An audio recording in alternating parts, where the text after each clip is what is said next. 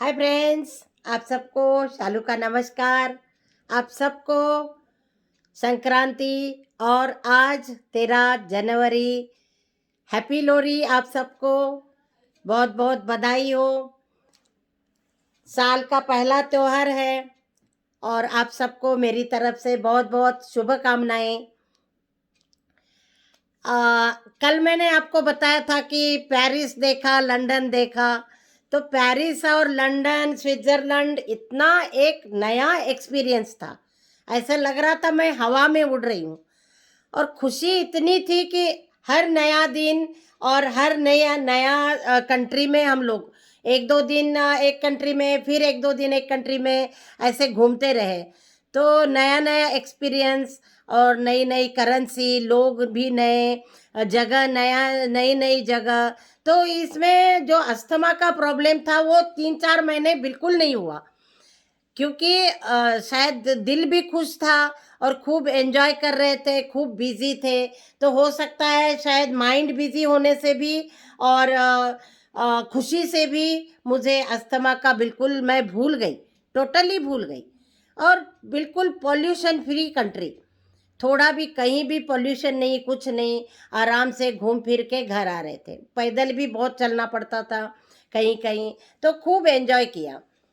और फिर अ, इतना कुछ देखने के बाद अ, खुशी से, मतलब वहाँ इतना घर के पास ही एक बहुत सुंदर पार्क था। उस पार्क में मैं योगा मैट लेके रोज जाती थी। ग्रीन, मतलब ग्रीन, आंखों में इतना अच्छा लगता था ना। हरियाली, कहते हैं ना आंखों से हरियाली देखा करो। तो क्या हरियाली थी। और बिल्कुल उसके बीचों बीच मैं अपना मैट लगा के बैठती थी।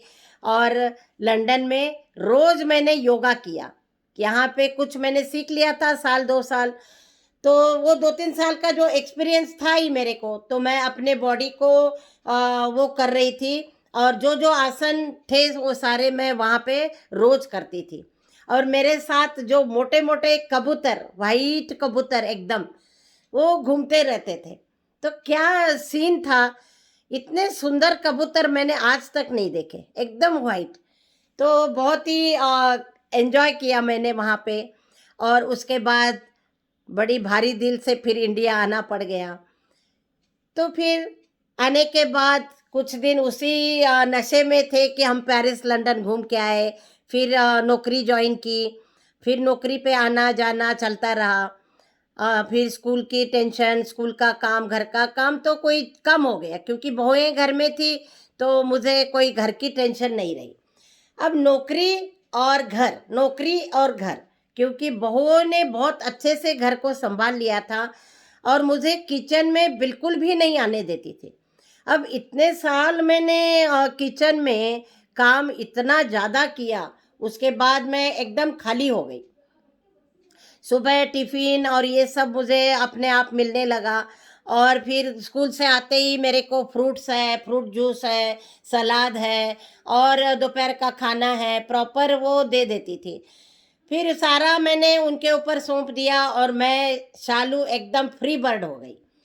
अब इतना फ्री रहने की आदत भी नहीं थी। सुबह मैं योगा चली जाती थी और उसके बाद योगा से आके फिर तुरंत मैं स्कूल चली जाती थी। स्कूल से फिर मेरा 1:30 बजे या 2 बजे छुट्टी हो जाती थी, फिर मैं घर आती थी। तो उसके बाद काम ही नहीं था। और मेरे साहब जो है, मुरगुड साहब, वो इतने बिजी, इतने बिजी, ऐसा बिजी आदमी मैंने लाइफ में नहीं देखा। वो अपने काम में इतने व्यस्त रहते थे। उनको नहीं था कि भाई कहीं जाना है, कहीं घूमने जाना है या और कहीं जाना है। तो फिर मुझे लगा कि मैं बिल्कुल खाली हो गई हूँ, बेकार हो गई हूँ। लेडीज़ को ज़्यादा खाली बैठो तो प्रॉब्लम, ज़्यादा बिजी रहो तो प्रॉब्लम। ज़्यादा खाली बैठो तो दिमाग में पता नहीं उल्टी सीधी बातें आने लग जाती है। और ज़्यादा बिजी रहो तो लगता है कि बहुत ज़्यादा काम मुझे लग रहा है, मैं ही परेशान हूँ और मेरे मैं ही ज़्यादा काम करती हूँ। और उससे फिर डिप्रेशन में आने लग जाते हैं। तो फिर दोनों ही चीज़ें बेकार है। तो इंसान को बैलेंस करना चाहिए। काम तो करना ही है, चाहे रो के करो चाहे हंस के करो। तो फिर अब काम से तो छुटकारा मिल गया। और फिर मैंने सोचा कि अब मैं क्या करूं।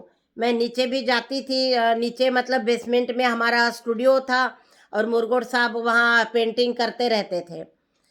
तो मैं बैठे बैठे बैठे बोर हो जाती थी, भाई वो भी ज़्यादा क्या बात करें अभी रोज रोज। तो मेरे दिमाग में आया कि क्यों ना मैं भी पेंटिंग शुरू क्यों करूं, क्योंकि मैंने तो डिग्री कर ली थी। मैंने कहा स्कूल आधा दिन हो जाएगा और उसके बाद फिर मैं पेंटिंग अपना करती रहूंगी, तो कितना अच्छा टाइम पास हो जाएगा। तो मेरे दिमाग में आया, मैंने भी कैनवास का रोल लेके आ गई फटाफट। मैं किसी भी काम के लिए ना देर नहीं करती हूँ, जैसे मन में आ गया और वैसे मैं निकल गई। साउथ एक्स पार्ट 1 में गई, वहाँ सीताराम की दुकान है, तो वहाँ से मैंने कैनवास रोल लिया, पेंट ब्रश तो घर में था ही, और भी कुछ पेंट चाहिए था वो लेके घर आ गई। तो ये कहने लगे क्या हो गया आज? मैंने कहा मैं भी पेंटिंग करूं क्या? तो फिर पेंटिंग लेके आई और फिर मैंने सोचा क्या करूं। तो कुछ मैं बाहर घूम के आई थी, कुछ मैं इंडिया में भी ऑल इंडिया टूर पे गई थी, तो कुछ फोटोग्राफ्स लेके आई थी।